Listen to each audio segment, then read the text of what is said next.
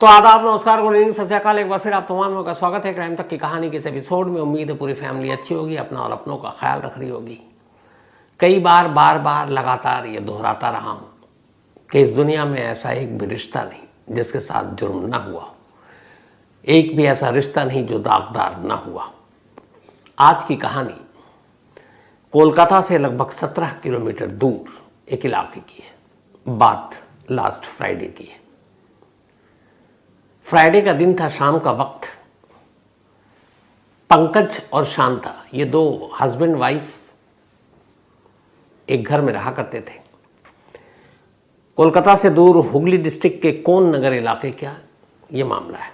तो कोन नगर में पंकज और शांता रहा करते थे। शांता एक रेस्टोरेंट में काम करती थी और पंकज एक शॉप में कोलकाता में। कोलकाता से 17 किलोमीटर की दूरी की बात है ये। तो उस वक्त दोनों अपने अपनी ड्यूटी कर रहे थे, शांता भी और पंकज भी। घर में सिर्फ उनका एक 8 साल का बेटा था जो 4th क्लास में पढ़ता था। शाम का वक्त था। उनके पड़ोस में उनका एक कज़न रहा करता था।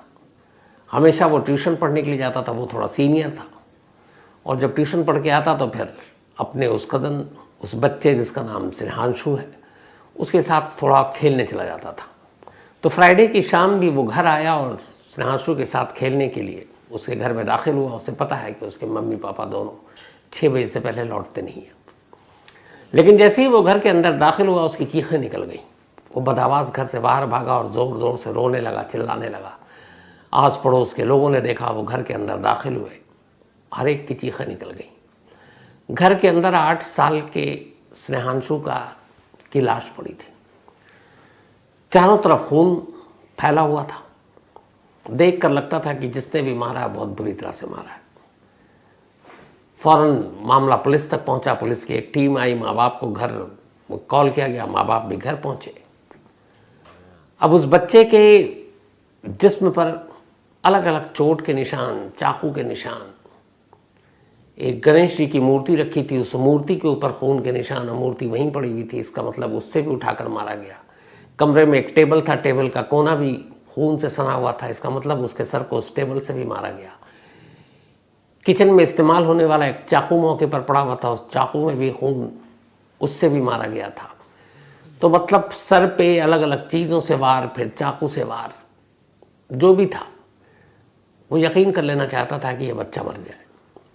गौर से देखा गया तो उसके दोनों हाथों की नसें भी कटी हुई थी, चाकू से काटा गया था ताकि इतना खून बह जाए कि बचने की कोई गुंजाइश न बचे। खैर, पुलिस आती है। माँ बाप का रो रो कर बुरा हाल, पूरा इलाका सन्न है। एक ही बेटा उनका, शादी 10 साल पहले हुई थी। 2 साल के बाद शादी के स्नेहांशु पैदा हुआ था और अब 8 साल की उसकी उम्र हो चुकी थी। अब पुलिस मामले की तफ्तीश करती है लेकिन कोई सुराग नहीं मिलता। आस पड़ोस के लोगों से पूछताछ करती है, हस्बैंड वाइफ के रूटीन को चेक करती है, कोई सुराग नहीं मिलता। इधर बच्चे का इस तरीके से घर के अंदर कत्ल, आस पड़ोस के लोग सख्त नाराज। पुलिस के खिलाफ भी वो लोग नारेबाजी भी कर रहे हैं कि कातिल को ढूंढो। और माँ बाप का रो रो कर बुरा हाल, क्योंकि उनका इकलौता बेटा और उसको इस तरीके से घर में घुसकर मारा गया। अब पुलिस की एक जो कमिश्नर थे, उन्होंने एक सीनियर टीम बनाई, फॉरेंसिक टीम पहुंची। मौके पर डॉग स्क्वाड पहुंचा, पर कोई फायदा नहीं। पुलिस तफ्तीश करती रही। इसी तफ्तीश के दौरान अब पुलिस ने फिर लगा कि कुछ मामला गड़बड़ है, क्योंकि परिवार की किसी से दुश्मनी नहीं। 4 साल का, 8 साल का बच्चा है, 4th क्लास में पढ़ता है, कौन मार सकता है। फिर ये हुआ कि शायद स्कूल में कुछ झगड़ा हुआ। माँ बाप से पूछताछ की गई तो माँ बाप ने बताया कि पिछले हफ्ते स्कूल में एक सीनियर लड़के से झगड़ा हुआ था और उन दोनों के बीच झगड़ा हुआ है। इसके ऊपर स्नेहांशु के माँ बाप ने उस बच्चे के माँ बाप से कंप्लेंट भी किया। अब उस बच्चे और उसके पेरेंट्स से भी बातचीत हुई, लेकिन कोई ऐसा सबूत नहीं मिला कि वो बच्चा जो है इस कत्ल में कहीं से भी शामिल हो, क्योंकि जो इंसिडेंट हुआ उस दिन उसका लोकेशन कहीं और है। अब पुलिस ने फिर से ज़ीरोइंग किया उसी घर से। उसने कहा कि तफ्तीश यहीं से करते हैं, क्लू मिलेगा तो यहीं से मिलेगा। अब पुलिस ने बड़ी बारीकी से घर की छानबीन शुरू की। जो सबसे पहली चीज़ देखी पुलिस ने वो ये कि घर के अंदर कोई फोर्सफुल एंट्री नहीं थी। मतलब कोई खिड़की दरवाज़ा तोड़कर कोई अंदर नहीं घुसा, फ्रेंडली एंट्री थी। अब फ्रेंडली एंट्री का मतलब ये होता है, दो सूरत होती है, एक घर में बच्चा है, दरवाज़ा अंदर से बंद है, तो कोई भी घुस गया तो वो तोड़ के घुसेगा, या खिड़की, जाली, सरिया, लेकिन यहाँ ऐसी कोई चीज़ नहीं थी। दूसरी चीज़ पुलिस ने देखी कि बच्चे की लाश घर के अंदर तो पड़ी है, घर में कोई भी नहीं है, लेकिन घर का हर सामान अपनी जगह फिक्स है, कोई भी चीज़, एक भी चीज़ किसी ने उठाया नहीं है। घर में कैश थे, कुछ गहने थे, वो भी अपनी जगह पड़े हुए हैं। तो अगर मामला लूटपाट का होता तो फिर मौका अच्छा था, कातिल घर पे हाथ साफ करके भी जा सकता था, लेकिन ऐसा भी कुछ नहीं था। तीसरी जो सबसे अनोखी चीज़ थी जिसने पुलिस के कान खड़े किए, वो ये कि इस घर में एक पालतू कुत्ता था, और वो कुत्ता हमेशा वहीं घर में रहा करता था। उस रोज़ भी था, जब कत्ल हुआ तब भी था। पुलिस ने आस पड़ोस के लोगों से पूछा कि क्या जब ये इंसिडेंट हुआ, इंसिडेंट भी जो ये हुआ वो हुआ करीब 2 से 4 के दरमियान, क्योंकि 4 सवा 4 के बीच में उसका कज़न आ गया था और उसी ने फिर ये सबसे पहले देखा इस लाश को। तो 2 से 4 के बीच जब वो स्कूल से बच्चा आ गया था तो पूछा गया कि क्या किसी ने कुत्ते के भौंकने की आवाज़ सुनी। तमाम लोगों ने कहा नहीं। अच्छा, आसपास में घर बिल्कुल सटे हुए हैं, बराबर बराबर में, और कुत्ता भौंकता तो कई बार पड़ोसियों ने बताया भी कि अगर वो अलग तरीके से भौंकता है, लगता है कोई अनजान है, तो वो लोग भी बाहर निकल आते हैं या आवाज़ देते हैं कि पंकज या उसकी वाइफ शांता कि देखो क्यों भौंक रहा है। लेकिन उन्होंने कहा कि फ्राइडे की दोपहर 2 से 4 के बीच में उन्होंने कुत्ते को भौंकते हुए सुना ही नहीं। तो कुत्ता नहीं भौंका, घर में कोई फोर्सफुल एंट्री नहीं, इसके अलावा घर में लूटपाट नहीं। पर कातिल कौन? कातिल एक छलावा बना हुआ था, एक तरह से कोई भूत। और कुकू एफएम के ऑडियो बुक पर या कुकू एफएम के ऑडियो बुक लर्निंग ऐप पर ऐसी एक कहानी है, एक स्टोरी है, घोस्ट मर्डर, एक भूत का कत्ल या भूत के कत्ल के नाम पर कुछ और रहस्य है। तो कुकू एफएम के ऑडियो बुक लर्निंग ऐप पर ये इंटरेस्टिंग स्टोरी आप जरूर सुने, घोस्ट मर्डर। तो कुकू एफएम देश का बेस्ट ऑडियो शो प्लेटफॉर्म है। कुकू एफएम हर महीने 4200 घंटे के कंटेंट्स के साथ सामने आता है और इस पर 10,000 से ज़्यादा ऑडियो बुक हैं जिसे आप कभी भी कहीं भी किसी भी ज़ुबान में सुन सकते हैं, ख़ासतौर पर हिंदी में। इसमें biography, business, crime, entertainment, politics, तमाम बुक हैं। और क्राइम तक फैमिली के लिए ख़ास ऑफर है कुकू एफएम ऐप की तरफ से, और वो ऑफ़र है इस बार 50% डिस्काउंट। तो यानी आप पहले महीने के लिए सिर्फ 49 रुपीज़ में सब्सक्रिप्शन हासिल कर सकते हैं और 10,000 से भी ज़्यादा जो ऑडियो बुक का ख़जाना जहाँ चाहें जब चाहें सुन सकते हैं। और डिस्क्रिप्शन में लिंक है, तो लिंक में जाएं और क्राइम तक फैमिली के लिए क्राइम 50 कूपन कोड है, उसका इस्तेमाल करें और 50% डिस्काउंट पाएँ। 99 रुपीज़ का सब्सक्रिप्शन पहले मंथ के लिए सिर्फ 49 रुपीज़ में। अब पुलिस के लिए बड़ी अजीब चीज़ थी 3। पहली, घर के अंदर फोर्सफुल एंट्री नहीं है, कोई जबरन घुसा नहीं है। दूसरी, घर के अंदर कोई लूटपाट नहीं हुई, सारी चीज़ें कीमती अपनी जगह हैं। तीसरी, कुत्ता भौंका नहीं। ये तीनों चीज़ें एक ही तरफ इशारा कर रही थी, और वो ये कि कातिल जो भी है इस घर का जानकार है, यानी वो अक्सर इस घर में आया करता होगा और इसीलिए उसे घर की एंट्री एग्जिट सब मालूम, और इसीलिए ख़ासतौर पर उस कुत्ते ने उसको देखकर भौंका नहीं। अगर अनजान शख्स होता तो कुत्ता ज़रूर भौंकता। अब इन छोटी छोटी चीज़ों को लेकर पुलिस ने तफ्तीश शुरू की। माँ बाप से बातचीत हुई, पूछताछ हुई, कोई सुराग नहीं मिल रहा। इस दौरान में पुलिस वालों ने आस पड़ोस के तमाम लोगों के फ़ोन नंबर लिए, पेरेंट्स के भी नंबर लिए कि शायद इनके मोबाइल के ज़रिए कुछ ऐसे नंबर पता चलें जिससे इनकी किसी से दुश्मनी हो, कोई कातिल हो, तो उनके नंबरों को भी ट्रेस करें। तो पंकज और शांता के भी नंबर लिए गए, पड़ोसियों के भी नंबर लिए गए, लेकिन कोई सुराग नहीं मिल रहा है। फ्राइडे की बात थी, दिन बीतता जा रहा है, लोगों का गुस्सा बढ़ता जा रहा है। 8 साल का एक मासूम कत्ल क्यों और इतनी बेदर्दी से क्यों, इस क्यों का जवाब हर कोई जानना चाहता है। उधर माँ बाप रो रो कर हलकान परेशान, पुलिस के ऊपर भी प्रेशर। अब पुलिस एक चीज़ पर तो तय थी, और वो ये कि कातिल जो भी है वो इस घर का जानकार है, लेकिन कौन। इस दौरान में घर के आसपास के तमाम सीसीटीवी फुटेज भी पुलिस ने खंगाले, लेकिन उसमें कोई ऐसी चीज़ या लीड मिला नहीं। फिर भी पुलिस ने कहा कि घर के आसपास नहीं तो घर के थोड़ी दूरी पर भी कुछ देखो, क्योंकि ये वो इलाका है जिसमें अगर कोई अनजान शख्स आता जाता है और वो टाइमिंग मैच करे 2 से 4 तो भी कुछ क्लू मिल जाए। तो इन तमाम कोशिशों में लगी हुई थी पुलिस, तभी अचानक इस गांव के एक एक्स प्रधान, पूर्व प्रधान ने एक रोज़ पुलिस को फ़ोन किया। उसने कहा कि साहब मेरे घर के बाहर सीसीटीवी फुटेज है, कैमरा लगा हुआ है और वो पूरे सड़क को कवर करता है और जो भी शख्स इस कॉलोनी में दाखिल होता है या वापस जाता है वो सारे लोग रिकॉर्ड हो जाते हैं। पुलिस ने कहा भाई वो सारी फुटेज दे दो। प्रधान ने पुलिस को दे दिया, पुलिस ने उसको देखना शुरू किया, कोई ऐसा क्लू मिल नहीं रहा है। लेकिन वो टाइमिंग वाली बात थी, वो फिर पुलिस को ध्यान आया। उन्होंने कहा आप देखो कि 2 से पहले इस इलाके में कौन आया और 4 के आसपास कौन निकल रहा है। तो जितने लोग कैमरे में कैद होते गए उन सबको एक एक कर देखना शुरू किया गया। गांव के प्रधान को बिठाया गया, पूछा गया इनको आप जानते हो, इनको आप जानते हो। उसने हर एक को बताना शुरू किया, हाँ जानते हैं। इसी दौरान अब इस सीसीटीवी फुटेज को जब गहराई से देखा जाने लगा तो अचानक एक जगह पर इस कैमरे में एक महिला जाती हुई दिखाई देती है। वो फुटेज है, वो आप देख सकते हैं। अब ये महिला थोड़े तेज कदमों से चल रही है, एक हाथ में इसके बैग है लेकिन चेहरे पे मास्क है। अब मास्क आजकल चूंकि कोरोना का इतना कहर है नहीं और लोग अब इतने डरे हुए नहीं है, मास्क बहुत कम लगाते हैं। अब तो कोई मास्क लगाते हुए दिख जाता तो ये भी लगता है कि यार कितना एहतियात बरत रहा है। हालांकि अच्छी चीज़ है, मास्क लगाना चाहिए। लेकिन वहाँ जितने लोग गुजर रहे हैं सब यूं ही हैं, बेपर्दा हैं, चेहरे पे कुछ नहीं है। लेकिन वो महिला जो जा रही है वो मास्क लगा कर जा रही है। जब दूसरी चीज़ पुलिस ने गौर किया, रिवाइंड और ये सब करके, तो पता चला कि इसके आने का टाइम कॉलोनी में वो 2 के आसपास है और जाने का टाइम 4 से 4:15 के बीच का है। इसका मतलब है वो कि करीब 2 घंटे के आसपास यहाँ रही। अब जब ये हुआ, लेकिन पुलिस का चेहरा ढका हुआ है, उसका माफ कीजिएगा महिला का पहचान शिनाख्त में कैसे आए। पुलिस वालों ने बुलाया पंकज और शांता को, पति पत्नी को, और बोला कि एक महिला है जो सस्पेक्ट लग रही है, इनमें से पहचानते हैं। शांता ने मना कर दिया कि चेहरा तो दिख नहीं रहा। पुलिस ने उसको थोड़ा जूम वूम करके दिखाया। अचानक पंकज पहचान गया उसे। पंकज ने कहा मैं जानता हूं, ये मेरी वाइफ की सहेली है, इसका नाम इफ़त परवीन है और ये वहीं उसके घर से करीब 17 किलोमीटर दूर एक इलाके में रहती है। तो अब पुलिस ने कहा कि जब आप इसको पहचानते हैं तो आपकी वाइफ इसको क्यों नहीं पहचान पाई। उसने कहा चेहरे पे मास्क है, हो सकता है कि वो ना पहचान पाई हो।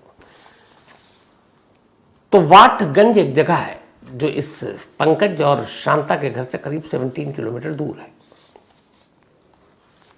पुलिस ने कहा कंफर्म है। उसने कहा, अब पुलिस ने कहा अगर आपकी सहेली है तो नंबर भी होगा। तो पुलिस ने वो नंबर लिया। जब वो नंबर लिया तो फिर पेरेंट्स का और पड़ोसियों का नंबर पहले से भी लिया हुआ था। अब इफ़त के एक CDR निकाली गई। तो जब इफ़त की CDR निकाली गई तो एक बड़ी अजीब चीज़ पता चली। पता ये चला कि दोपहर करीब 1 बजे से तक उस दिन फ्राइडे को इफ़त का मोबाइल ऑन था, लेकिन 1 के बाद उसका मोबाइल बंद हो जाता है और इसके बाद फिर वो मोबाइल ऑन होता है रात 8 बजे, मतलब करीब 7 घंटे के लिए मोबाइल स्विच ऑफ। अब इस दौरान में 2 से 4 के दरमियान इफ़त वाटगंज से छोड़कर इस इलाके में जहाँ पे ये दोनों रहा करते थे वहाँ पाई जाती है। तो आमतौर पर आदमी कभी दूर जाता है, 25-27 किलोमीटर ठीक ठाक दूरी है, तो मोबाइल लेकर चलता है, लेकिन वो मोबाइल लेकर नहीं आई और मोबाइल निकलने से घर से पहले स्विच ऑफ और घर पहुंचने के बाद फिर से ऑन। ये बात खटकी। अब पुलिस ने इफ़त के जब मोबाइल को खंगाला तो देखा कि उससे शांता की बड़ी लंबी लंबी बात होती है, यानी पंकज की वाइफ की। अभी तक पुलिस की नज़र में पंकज सस्पेक्ट है। क्यों? क्योंकि उसकी वाइफ की सहेली है इफ़त और उसने पहचान भी लिया। पुलिस को लगा शायद बाद में खुलासा ना हो तो इसलिए। लेकिन जब पंकज के कॉल डिटेल को खंगाला गया तो देखा कि उसका हाल में कभी उसने कॉल किया ही नहीं है, कई महीनों में। पिछला रिकॉर्ड भी निकाला गया, कोई बातचीत नहीं, कोई मैसेज नहीं, कोई ऐसी नहीं। लेकिन जब शांता के कॉल डिटेल निकाले गए तो शांता कई बार कॉल करे, वो भी रात 12-12 बजे तक, 2-2 बजे तक, दोनों घंटों बात करती। अब जब ये पता चला तो पुलिस ने चुपचाप पड़ोसियों से पूछताछ शुरू की। तो पता चला कि अक्सर इफ़त यहाँ घर आया करती है शांता के। और ख़ास तौर पर जब बच्चा स्कूल होता है तो ये दोनों घर में अकेले होते हैं और घंटों रहते हैं। फिर ये भी पता चला कि कई बार शांता इफ़त के घर जाती है वाटगंज, और वहाँ भी रहते हैं। अब इसके बाद पुलिस ने कहा कि चलो कॉल डिटेल के अलावा ज़रा इनके मैसेज को रिट्रीव कराते हैं। अब उन्होंने व्हाट्सअप मैसेजेस और ये सारे खंगालने शुरू किए। जब खंगालने शुरू किए तो पुलिस भौचक्की रह गई। शांता और इफ़त के ऐसे ऐसे मैसेजेस थे, ऐसी ऐसी तस्वीरें थीं जो एक गर्लफ्रेंड बॉयफ्रेंड के दौरान आमतौर पर होता है। अब ये जब सारी चीज़ें आ गई तो भी ठीक है, चलो दो महिलाएं आपस में रिश्ता, आजकल तो समलैंगिकता जो है और ये सारी चीज़ें सुप्रीम कोर्ट में भी इसको लेकर बहस और सारी चीज़ें चल रही थी। तो ये रिश्ते और इसको लेकर पूरे विदेशों में, यूरोप में बहुत चर्चाएं हो रही हैं। तो यहाँ पे ठीक है कि चलो शांता और इफ़त के बीच में एक रिश्ता है, लेकिन उस रिश्ते से 8 साल के बच्चे के कत्ल का क्या मामला, क्योंकि शांता का बेटा है वो। अब पुलिस यहीं उलझ गई। लेकिन पुलिस ने पहले उन दोनों के रिश्ते के सारे सबूत इकट्ठा किए। जब सबूत इकट्ठा हो गए तो फिर वाटगंज से एक दिन इफ़त को उठा लिया। इफ़त को उठाने के बाद अब उससे लंबी पूछताछ हुई। जब उसने पूछताछ में सारी कहानी बताई तो फिर एक पुलिस की टीम स्नेहांशु के घर पहुंची और अब शांता को भी उठा लिया। इन दोनों को उठाने के बाद पुलिस ने एक बयान दिया और उसने कहा कि 8 साल के मासूम स्नेहांशु के कत्ल की गुत्थी सुलझ गई है और कातिल कोई और नहीं बल्कि स्नेहांशु की अपनी माँ और उसकी मौसी, क्योंकि वो इफ़त को मौसी बोला करता था। शांता और इफ़त दोनों सहेलियाँ थीं। 2 सहेलियों के आपसी उन रिश्तों की वजह से एक 8 साल के मासूम बच्चे का कत्ल क्यों हुआ, अब इस सवाल का जवाब देना था और पुलिस ने इस सवाल का जवाब दिया। हुआ यूं कि कुछ दिन पहले, फ्राइडे से 1 या 2 दिन पहले, शांता और इफ़त दोनों घर में थे। बच्चे को स्कूल से जो वक्त होता था उसके आने से पहले, लेकिन दोनों इस हालत में थे कि वो भूल गए कि स्नेहांशु के घर लौटने का वक्त हो गया और इसी दौरान में वो घर के अंदर दाखिल हो गया और उसने अपनी माँ और मौसी को एक अजीब हालत में देखा। जब ये देखा तो माँ और मौसी ने भी देख लिया कि उसके बच्चे ने उन्हें देख लिया। अब वो दोनों घबरा गए। उन्हें लगा ये क्या, एक तो बच्चे से नज़र नहीं मिला पाएंगे, दूसरा इसने अगर इधर उधर स्कूल में या और कहीं बोलना शुरू कर दिया, उसके पिता को बता दिया तो पूरी इज्जत खराब हो जाएगी। तो एक इज्जत बचाने के लिए दोनों ने तय किया कि इससे पहले कि ये मुंह खोले और ज़माने को कुछ बताए, इसी को खामोश कर देते हैं। और इसी के बाद फ्राइडे को खुद स्नेहांशु की अपनी माँ शांता और उसकी मुँह बोली मौसी इफ़त ने मिलकर, इफ़त परवीन, पहले उसके सर को दीवार पे मारा, फिर टेबल पे मारा, फिर गणेश जी की मूर्ति थी वजनी, उससे सर पे मारा। सब कुछ हो गया और लगा वो बेहोश हो गया, खून गिर रहा कि शायद मर चुका है, लेकिन दोनों को अब भी यकीन करना था कि ये मर चुका है। फिर शांता किचन से नाइफ लेकर आई, अपने ही बेटे के नस काटे और फिर वहीं बैठे रहे, देखते रहे कि वो मर गया है। जब ऐसा हुआ तो खामोशी से वो निकल गए। इफ़त इसलिए कैमरे में रिकॉर्ड हुई क्योंकि वो जिस रूट से उसे घर जाना था वो मेन सड़क थी जहां से उसे आगे चलकर बस पकड़नी थी। लेकिन उसकी माँ इसलिए कैमरे में कैद नहीं हो पाई क्योंकि उसे दूसरी तरफ से जाना था जिधर कैमरा नहीं था और उसका करीब में ही था। और कई बार वो अक्सर लंच के दौरान में घर पे भी आया करती थी। बच्चा जब छोटा था, अब तो 4th क्लास में था, तो वो डेली उसको लेने आती थी, अब कभी कभार आती थी। तो इसीलिए लोगों ने देखा ही नहीं। और वो उस रूट पे थी जिस रूट से उसको फिर हाईवे की बस पकड़नी थी, तो इफ़त कैद हो गई। अब जब ये सारी चीज़ें आ गई, मोबाइल की बातें, ये वो, फिर पंकज से पूछताछ हुई। पंकज ने पुलिस को बताया कि ऐसा नहीं है कि मैं अंधेरे में था, मुझे भी इन दोनों के रिश्तों के बारे में पहले शक था, फिर यकीन हुआ, लेकिन घर ठीक ठाक चले, छोटा बच्चा था, तो मैंने समझौता कर लिया और मैं खामोश हो गया, फिर मैं बीच में नहीं आया। लेकिन ऐसा होगा इस खामोशी का अंजाम ये मैंने नहीं सोचा था। अब एक बेटे का कत्ल कातिल के तौर पर माँ और उसकी सहेली, जब इलाके के लोगों को पता चला, कोई यकीन करने को तैयार नहीं है।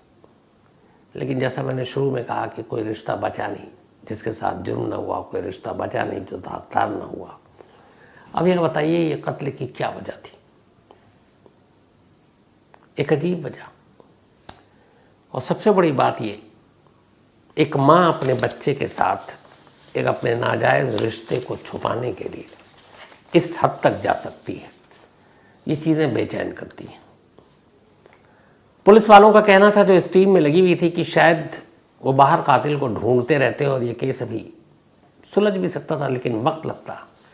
लेकिन सबसे ज़्यादा उन्हें जो शक हुआ था वो उस एक घरेलू जो घर का कुत्ता था, उसके भौंकने की आवाज़ किसी ने नहीं सुनी, और उसके बाद ही उन्हें यकीन हो गया था वह कुत्ता इसलिए नहीं भौंका क्योंकि वो उन लोगों को जानता है जो हर रोज़ उस घर में आते हैं। तो जिन्हें कुत्ता जानता उनको देखकर भौंकता नहीं है, बल्कि वो प्यार से दौड़ता उनके पास। तो पुलिस को यकीन था कि कातिल जो भी हो वो उस कुत्ते से भी अच्छी तरह से वाकिफ़ है, और यही वजह है कि ये कत्ल इतनी जल्दी सुलझ गया। तो ये थी आज